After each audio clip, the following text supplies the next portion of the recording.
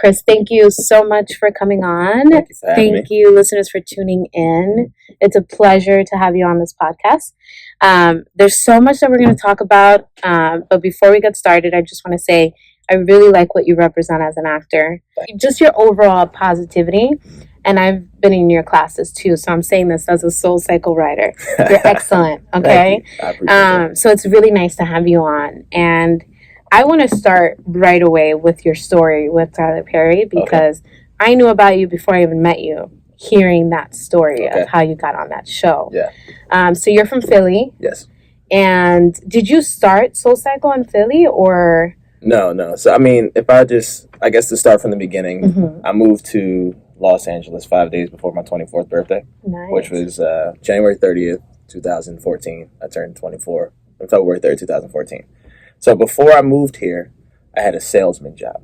Sales, doing what? Sales. So I used to sell mandolin slicers in Walmart and grocery stores. And if you don't know what a mandolin slicer is, it is a piece of plastic with a blade on it, and it impeccably slices tomatoes and cucumbers and apples and all that type of shit. Oh, can I curse? Yeah, no, Cool. So it slices vegetables very great. So I would make an announcement in the store like, good evening, blah, blah, blah. In 2 minutes, in 2 minutes, we're handing out free gifts to all of the adult shoppers. That is in 2 minutes in blah, blah, blah location over there. People will come over.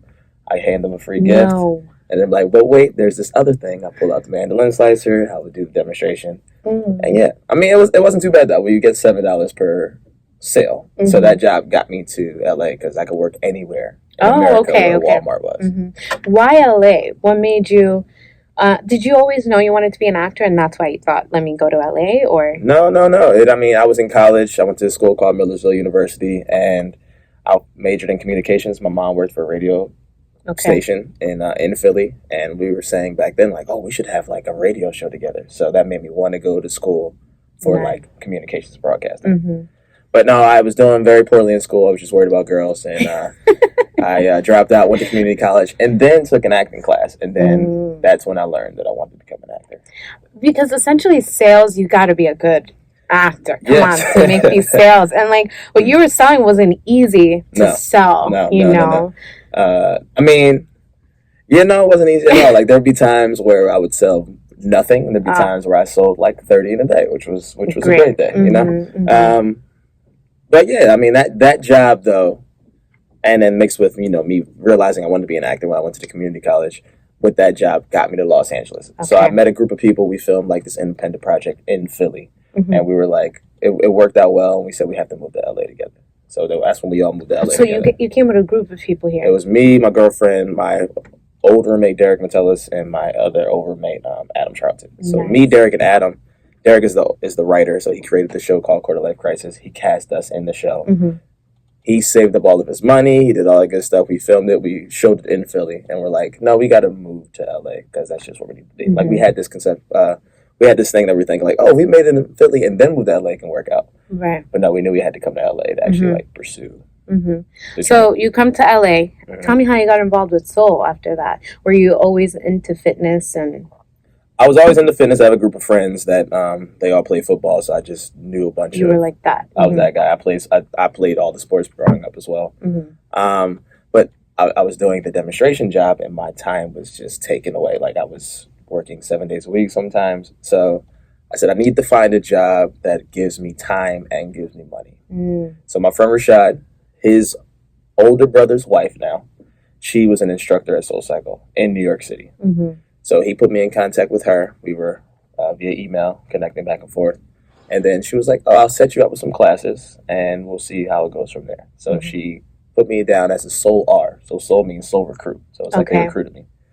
I took my first class Memorial Day in 2014. And I took my first class, and I was like, wow, this is interesting. I had no idea what I was getting myself into. And I took classes for a solid 2 to 3 months.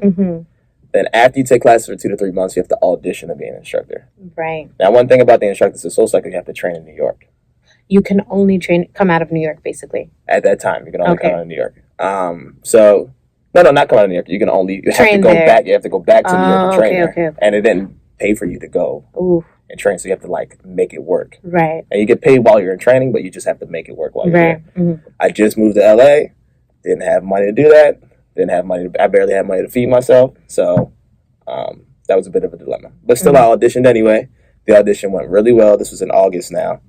And yeah, about a month passes, and they're like, okay, we're going to accept you into the training program. Nice. And then my Rashad, his older brother's wife, she said, just wait. I feel like they're going to do a LA training. And then luckily that year, I did the very first Los Angeles training. Your story is just filled with those kind of like divine timing, opportunities being brought to you. Exactly. Do you feel that? Right now, I very much so do. At the time, I don't think I was like...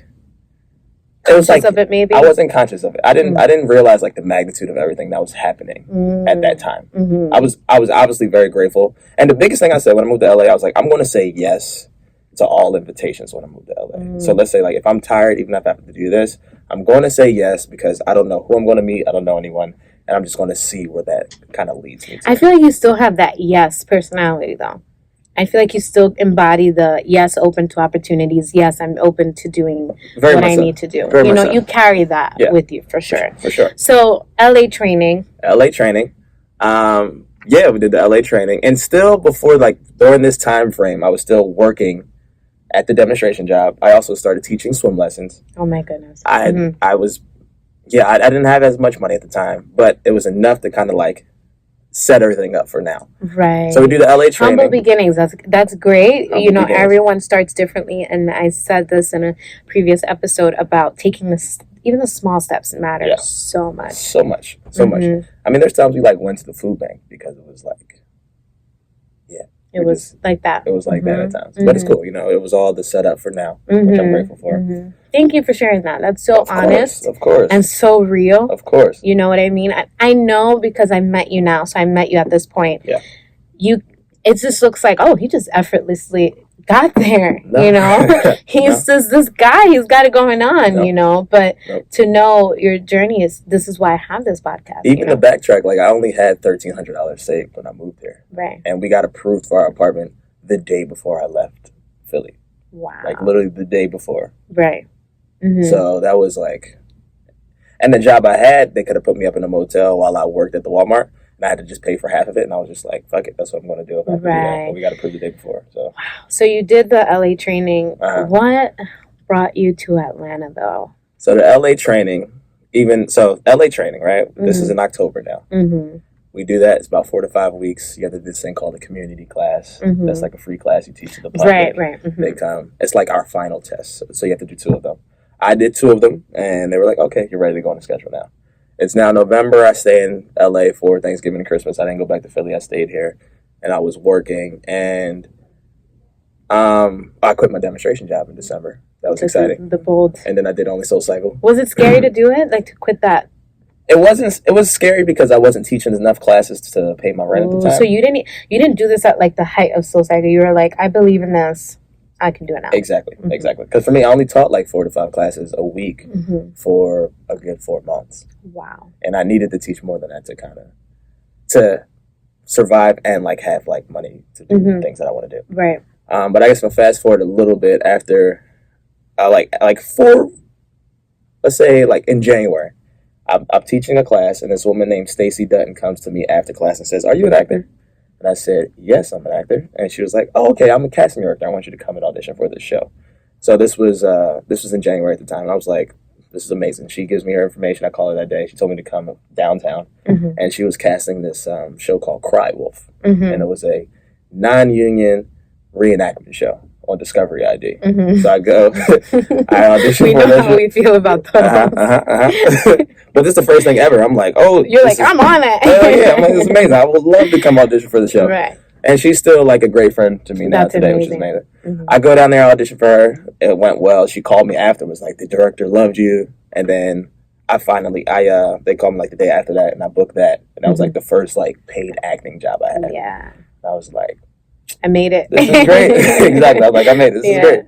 And I said to myself, I wanted to be on TV before my 25th birthday. And this was like, This was right before my 25th birthday, which was exciting. And then that same lady referred me to my first, Stacey Dutton, she referred me to my first commercial agent.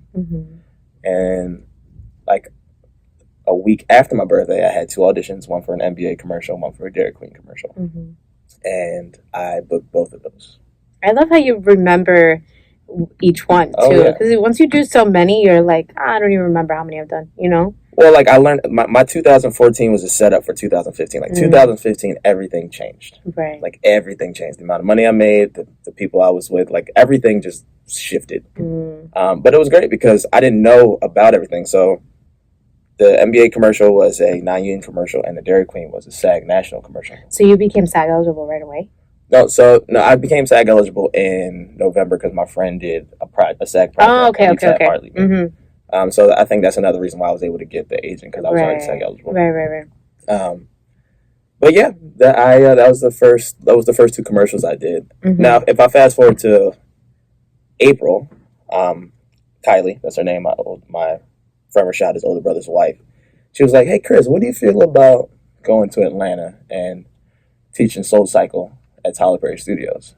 And I was like, honestly, my first thought was like, I don't think I can. I just booked 2 commercials. I'm killing it in LA. I shouldn't leave this momentum.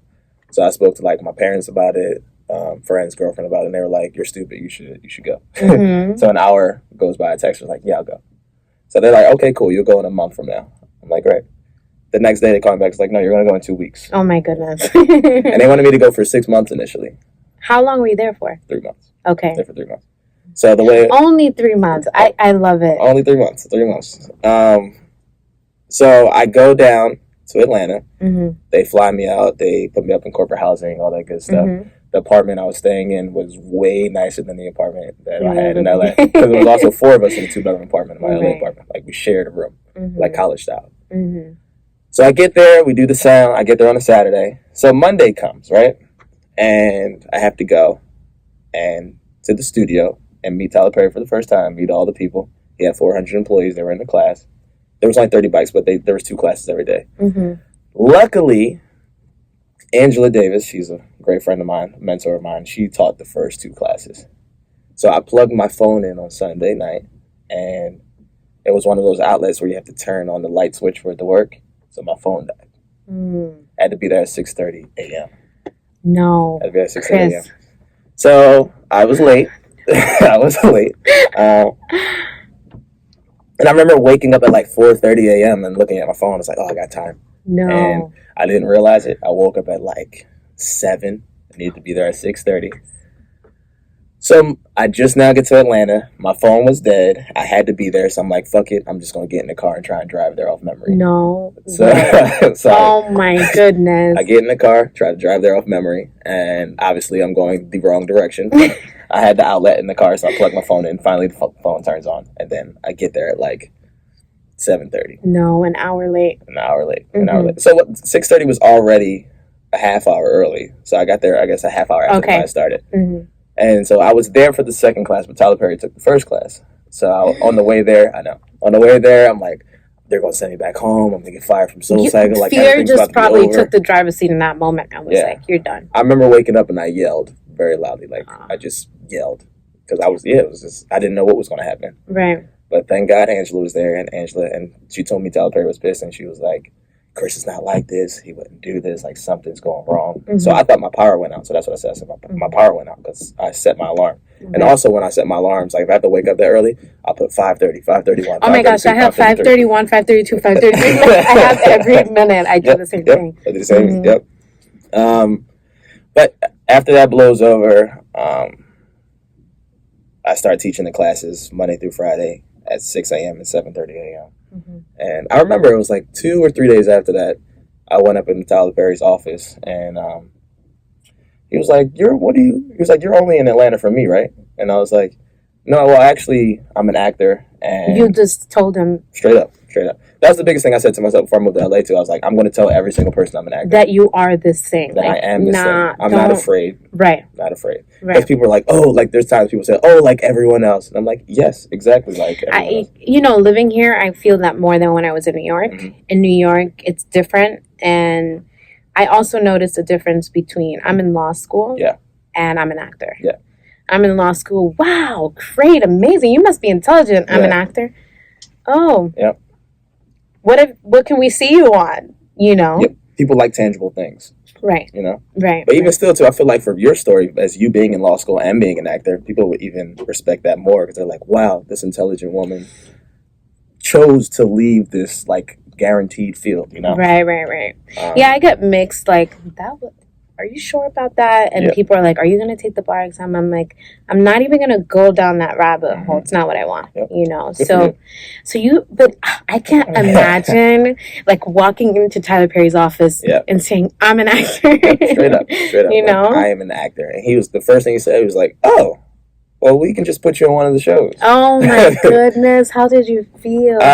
Again, at that time, I didn't realize, like, the magnitude. I didn't realize how big of a deal that was. And I was just like, wow, I mean, that would be amazing. Like, I feel like that was my response. And it wasn't like, oh my gosh, yes, like, I'm ready now. Like, I didn't say that, which I wish I would have said that because that's how I felt. I don't know how I would react if he would have said that to me. I had this first thing, though, too. I had this thought of, like, I'm going to treat celebrities like they're normal people because they are normal people. So I feel like there was something internally in me that I said, like, no, I'm not going to make anything bigger than You're not going to fangirl this situation. Exactly. Yeah. So he's just like, we'll bring you on. Yeah, he straight up said, we'll put you on the shows. I was like, I've seen you on the show. I've seen you. I was like, oh my goodness, that story is insane. Yeah, when people recognize it, they always say, you made me cry on TV, which makes me like, I'm like, I'm sorry. Yeah, because it's the scene that you're crying in. I'm like, you know what I mean? Exactly. So just like that. So I mean, yes and no. So like, he says that, again, I was teaching in classes every day, Monday through Friday, from 7 a.m. at 6 a.m. and 7:30 a.m. Okay. So he took class every day at 7:30. So I got to know him. I walked around the campus. I got to meet the people that were working there, you know, people in the accounting department, like all the people that work behind the scenes. I got to meet them all, develop relationships with them. I just met Raven, and I just went to the studio there. Raven, I love Raven. I would see her. She would come to class every day also. Yeah, she's very down to earth, super awesome. And that was another cool thing about Tyler Perry Studios. Like, the people there were very down to earth and just like welcoming. Right. Welcoming. I learned that Southern hospitality is a real thing. It's a real thing, yeah. Like, I love Atlanta. It's a very real thing. My stepdad's from the South, and I think it's a real thing for sure. Especially you're from New York. I'm from Philly. So we're similar, though. New York and Philly, we kind of have the same, like, you know, mentality and, like, approach to things, you know? I'll never forget the first time I visited Philly after from LA. I was getting on a train home, and the dude that was working was just pissed off, just like... You felt the energy, right? So I can relate so much. I lived in Miami for a year, and I would go to New York and be like, I can't deal with this. Yeah, it's not to knock it, but of course. I mean, but it's also a hustle and bustle of the East Coast that we have too. So, like, you know, everything has its pros and its cons. Right. So after that, how did you end up on the show? Did they write something for you? Did they cast you in something? Did you audition? Like, what was the process after that? So 10 weeks later, Tyler Perry was like... Oh my goodness, 10 weeks. 10 weeks later. Did you wake up every day like...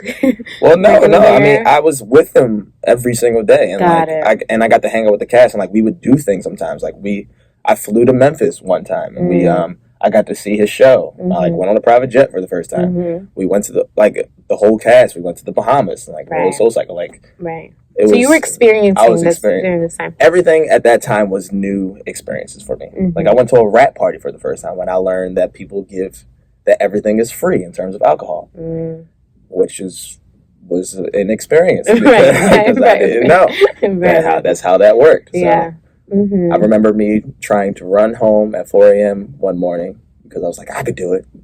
And but we won't get into that. We won't tell that story.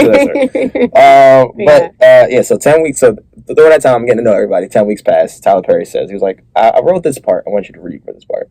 And I'm like, we're talking about the beginning of your career. The beginning. Right? The only thing I had so far was the 2 commercials and the non-union reenactment show. And you're getting I wrote this part, read it.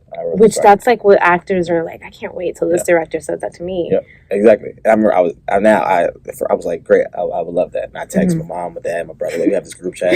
Text my girlfriend and text all my friends at home. Like, yo, shit is about to go down. I'm about to make it real quick. Exactly. And so he was like, he didn't have the sides though for my character. He gave me sides for a different character. Okay. He gave me two sides. I went home, It was probably maybe noon. Let's say noon Wednesday. I had to go back Thursday. I went home the whole day. I just read over the scripts, read over it, did it back and forth. The next day, I go in, and Tyler Perry wasn't there at the moment, so I auditioned in front of Raven, Mark Swinton, who was one of the producers of the show. It was Brittany, who was the assistant, and it was one other person. So we did it like maybe 6 or 7 times, and we're trying to get it down, record it, so we can give it to Tyler. So Mark looks out the window. I was like, "Oh, Tyler Perry's walking in. Let's go, just do it in front of him." I was like, "All right." Did you feel nervous, or like, do you have a technique or something that helps you like stay in the moment? So, I mean, I definitely felt butterflies beforehand, but I have this thing, like when I do things for the first time, that I'm not as nervous as if I'm doing it like the 100th time, let's say, because it's so new and I don't necessarily understand it. And I think because of my lack of understanding, I'm like, okay, I'm going to just go in there and do my best at this. And then whatever happens, happens, because I don't necessarily even know what the outcome is. Right. That's a very good approach. It's a good and bad approach, because I feel like it was like my lack of knowledge that helped me be extra comfortable. Right. Because if you know, I mean, that's what it is as we age, right? The older we get, the more we know. Right, and like we're not going to jump off of a cliff anymore, because we know that we might die. Right. I find that too, and I'm sure a lot of actors, once you know who you're going in the room for, you're like, oh my God, I'm going in for this person. But I think if we do what you say, kind of like take that away and just go in there, do your best, and then see how it goes. Like, and even now, my stage in my career, like even my first audition, I'm good, but when I get the callbacks, I kind of get nervous. Sometimes. It comes up a little bit. So he walked in the room. So he walked to his office, and then Mark was like, "Okay, Tyler, so we can audition in front of him." So we walk upstairs to his office. We do the first scene, and the first scene was cool. He's like, "All right, let's do the second scene." And I remember I was like shaking my hand like this, and he's like, "Stop moving your hand."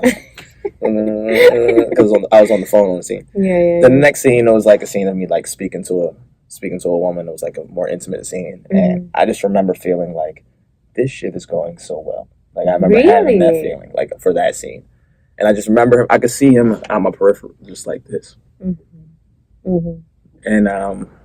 we do the scene, and he was like, "Chris, that was really good."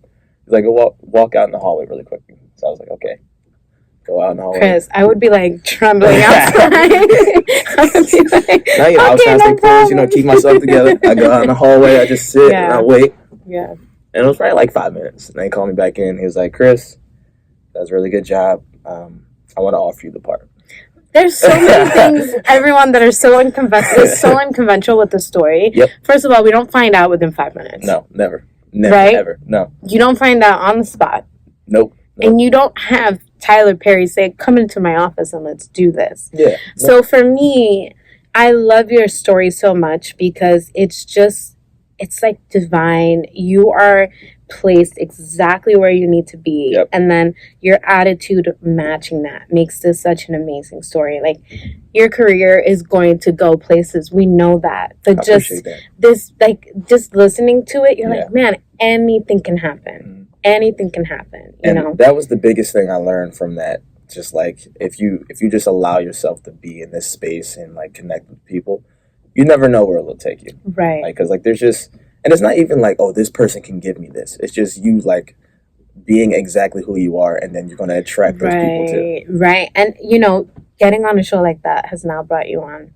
What's another show? Another show. But even still, like when I got that role, Tyler Perry was like, "You're in 3 episodes right now. You might die." I'm like, "Shit, you gave me 3 lines. I'd have been cool." Right. But those 3 episodes turned into 2 seasons and 26 episodes. Right. And that just it was like crazy. mind blowing, right? And then I remember I sent all the money to my agent. So when I did finally, when everything was over, and I was like, "Thank you," I went back to LA, got my checks and stuff from my agent, and now that day was a nice day for you. That day was a good day. Right, I can imagine that felt really. It's one thing to make money, but it's another thing to make money doing what you love to do. Exactly. Exactly. So you came back, and now we've got you you're on this 2 episodes. I am in 2 episodes. Let's just talk about that again. Not 3 lines, not 2 episodes of This Is Us. Of This Is Us. And it was so nice seeing you on the episode again, knowing your story. right? So you're like, oh my goodness, this show was a hit last year, and he's already on year 2. He's on the show, year 3, right? And it's like, you know, we just talked about like the things that we deal with as actors, auditioning, management, all these uncertain things that happen. But you're on a show that's a pretty big deal. Yeah, it's a very and who knows if there's more episodes out of that one? Who knows, right? Yeah, I mean, when I was there last time, the writer did tell me, she was like, "There'll be more," and I was like, I mean, Chris. Yeah. But there's so many moments I would have walked out of a lot of things. Like, oh my God. That was one of those moments. But now I realize the magnitude of things. Like now, just like you, as you age and mature as an individual, you just you see the blessing more. You know, and which I am like, and it's just the people I'm around. Like I like to live in this space of gratitude because I know how fortunate and how blessed that I am. You are, you know, right? And yeah, it's great. I remember getting the audition for This Is Us, and I took a nap. That's what I do. I like naps. Took a nap. I woke up, saw my manager or my agent sent me an audition. I was like, "Oh, this is for This Is Us." It was Friday. Yeah, I saw that, and I was like, "Okay," and it said possibly recurring, and I was like, "This is amazing." That's always a good thing when you see that. Exactly. Had the whole weekend of the script. I auditioned for it on Monday. Had a good time. So the funny thing about the audition for This Is Us, though, is that when I thought the audition was at 10 a.m. Yeah, stuff like that. Where is this going? But no, it was good. Actually, the audition was at 11 a.m. Oh, so okay, good. So I get there at 10 a.m. and no one's there, and I'm like, well, it was me. It was like the room like this, like me and the assistant of the casting office, and then I write my name in. And I'm just waiting patiently, and like it's like 10:15. I'm like, what's up? I looked at my phone. I'm like, oh, the audition's at 11 a.m. We're going to get you some nice watches and working phones. Exactly. No, I just need to take my time more. Just like if I just look. But you're doing a lot. I am doing a lot. You know, sometimes when you're doing so many different things, you'll miss that. But you missed it in a good way. You got there early. Exactly. And that audition, I remember that going so well. I went first. And ever since that audition, I was like, oh, I need to get early everywhere. It felt better knowing that you had time. Felt better knowing I had time, and felt better knowing that I was the first person in the room that kind of set the tone of what people think the character is going to act like. That's good. I remember that going well too. And then they called me on Wednesday, and my agent called me Wednesday. I was like, hey, well, This Is Us wants to know if you're willing to shave your hair for like a 90s haircut. I'm like, of course I'll shave my hair. You're like, where do I need what are those things called? The razor or whatever? The clippers. I'm like, I'll do it right now. Do I need to ask her on the phone? Yeah, exactly. So they asked you that, and obviously you did it. Obviously I said yes, and then they're like, okay, casting's asking about you. We'll get back to you, let you know. And this was Wednesday, and then Thursday comes, no call yet. Friday comes, I'm like, all right, I got to call today, or I have to wait till Monday. Of course, they didn't call on Friday. Right. So, but then Monday comes. I was sleeping because I didn't have to teach a class till 5:30, 6:30 p.m. And then my manager and agent called me like on three-way. It was like, yeah, that's awesome. Yeah, it was cool. It was exciting. Yeah. Went straight into my mom was my roommate at the time. Went straight into her room. Was like, yo, I booked it. And then how tell me about your family, because as artists, you know, some of us get support, some of us don't. Unfortunately, you know, like for me, everyone was like, "You're gonna be an actor, great." Yeah. You know, it's in alignment with who you are. Go ahead. For sure. But I don't think we're the majority. You know, so how's your family with that? I couldn't ask for a more supportive family. Like growing up, I played baseball, basketball, football, ran track, I pole vaulted. Like I was always in the space of like. My family made me believe that I can do what I want to do, which I'm super grateful for. Like my mom and my dad made me, like my mom would come to every single thing that I had. Like with any sports event I had, like everything, she would always be there. And again, that was one of those things that back then I didn't even realize how important that was. Right, we're kind of like naive to. We're so naive to it. To what that means. And like now it's like, wow, thank you, Mom. Like thank you for like being there. You know, right? It's cool. It's great. So it sounds like gratitude plays a really big role in your life. Huge. You know, Huge. I want to switch gears a little bit and talk about StayCool. Right? Yeah. So tell me about. You said it's a human performance company. Yeah. Tell me what inspired you to do that, and how are you balancing it all? You know, as actors, we have auditions that can come up. Hey, you got to be here tomorrow at 10 a.m. Yeah. You're teaching a class, and you also have this. Yeah. And I just went to your play as well, so you produced that. Yeah. How do you manage it all? Like, what does your day look like? It's probably a little crazy. It's a little chaotic sometimes. Like even right after this, I have an audition. Right. Good luck. Break a leg. Thank you. But so I guess to backtrack, I grew up. I have a close circle of friends. There's 13 of us, and we all grew up together, and we're all still great friends now to this day. And we're all doing things in our respective fields, like me being an actor. Other friends that graduated from Ivy League schools like Cornell. Another friend that plays for the Cowboys currently. Another friend that played for the Giants here. They won the Super Bowl. I have another friend that's another SoulCycle instructor. Accountants, the ones that's pursuing his directing and all that good stuff too. Like just friends, like a fashion designer, like just friends that are really like doing it, and we all grew up together. Like are like that's not like, oh yeah, that's my homie. Like we're like, those are my friends. Family. That's my family. Exactly. Those are my brothers. So we just growing up, we went through a couple names. We called ourselves the Fly Asses before. I remember I had a shirt that had a donkey with wings on it. And by the way, from your play, my favorite one was when you guys were in a band. The Scat Pack. Oh my god, that was. Did you get clips of that? We recorded the entire show. Oh, I want that because that was my favorite. It was so ridiculous. Skitty scat. Oh my goodness, but it was nice because you can see a show come out of that. You guys were casted so well that I was like, that one was my favorite. Sorry to switch gears. No, it's cool. I appreciate it. I mean, thank you for even coming. That makes me very happy. Yeah. So you guys were the Fly Asses? We were the Fly Asses. We called ourselves. But eventually, so I remember my friend BZ, he's one of our fashion designer, and he was like, I'm going to get this tattoo called, it's going to be either StayCool or Coolness. And we were like, don't get Coolness. That shit is ass. Don't get Coolness. And then and he wouldn't have listened to us anyway. If he liked it, he would have got it. That shit is ass. Don't get that. Oh my god. But he's one of those people that it doesn't matter if he liked it, he would have still got it. But he was like, no, StayCool. So I called him. I was like, yo. Well, my other friend Brandon Bing was like, we should all get it. So there's about 7 of us that have our own StayCool tattoo on our arms in some place. And it was all from Brandon, and that name kind of grew from there. And then as we like matured in our adulthood, we started a company where we're like, pretty much if we can do it, you can do it too. Like that's like your motto. Yeah, like to like young kids, like StayCool. Like we created this.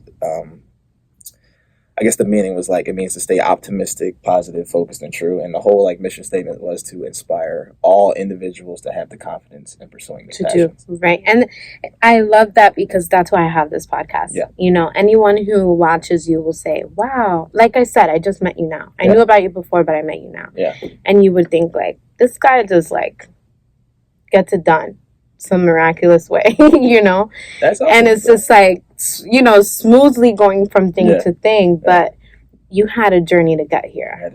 And you had to practice the stay cool situation, like stay positive. To go to a food bank, if in order for you to get to where you're at right now, your mentality had to be on point.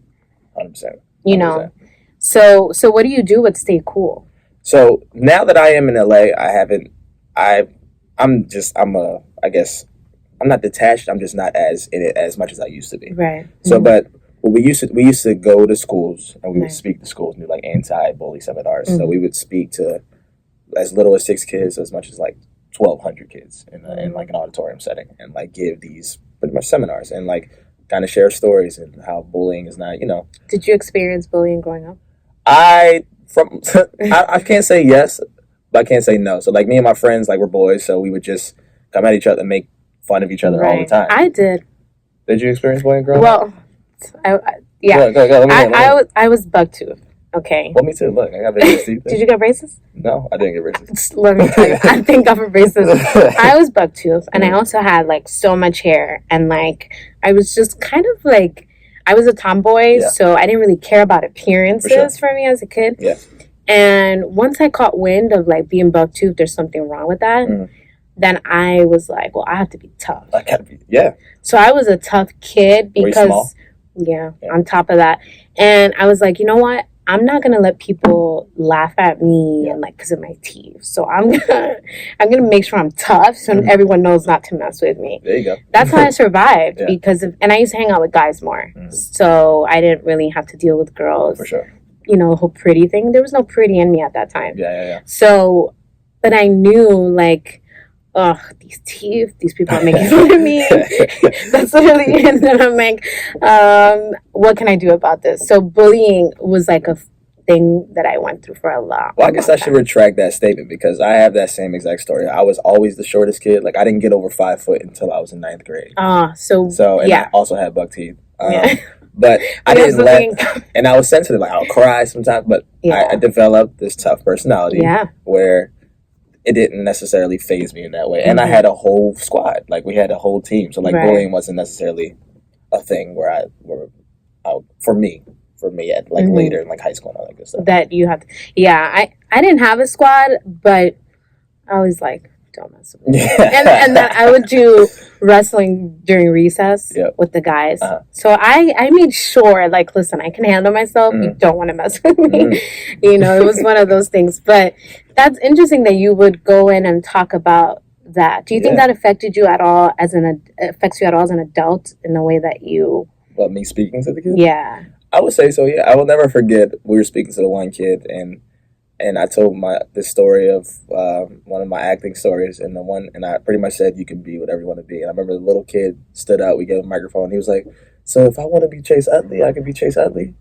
I know, and he was in like 2nd grade, and I was like, yes, you can. You can do it. And like the fact that he just was like listening to what we were saying just shows that like even when you don't know, people are listening. Even like even in what you're saying, like even if they don't know you, like the way you live as a human and just how you are and how you interact with people and the things you say, like they all matter. You know, like they all matter so much. And even like you owe it to yourself. Like especially in class and SoulCycle when I'm teaching, like we say all these things like this is your time, like do what you like, you're strong enough to do it. And like I owe it to myself to try my best too, if I'm going to say that to somebody else. Right. Yeah.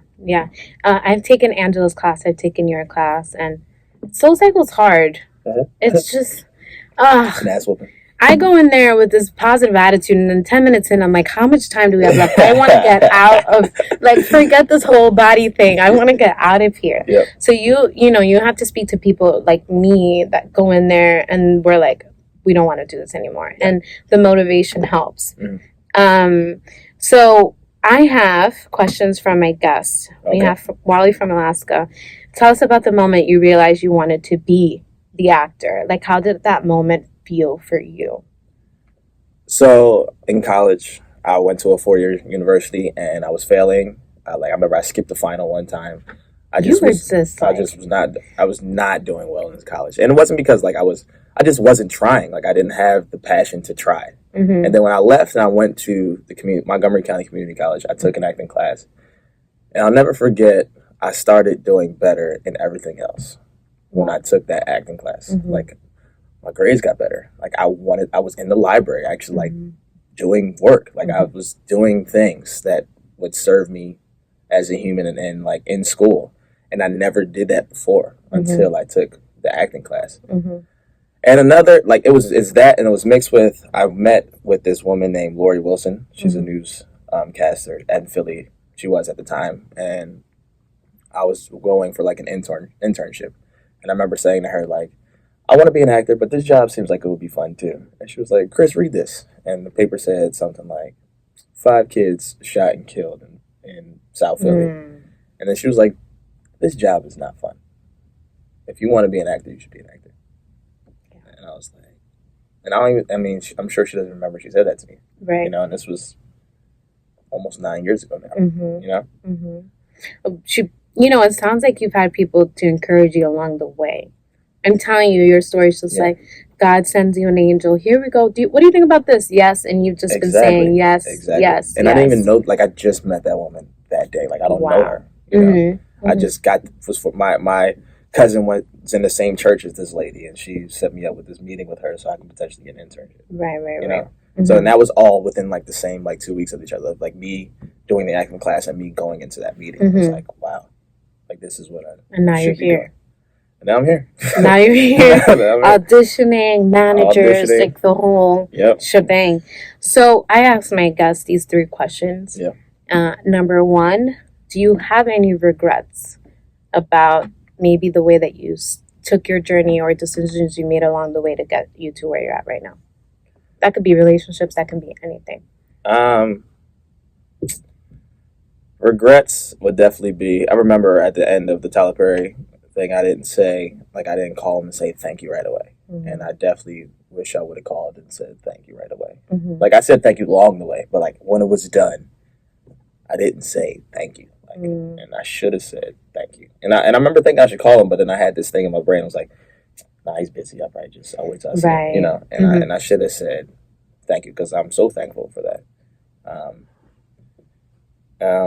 And they're obviously all learning lessons that helped me get to where someone listening will take for sure that. For sure. Because I'm sure you felt like I should do it now, and then your mindset don't do it. I should do it now. Yeah. Right. I also should have cashed out of Bitcoin when it was at its height, at its peak.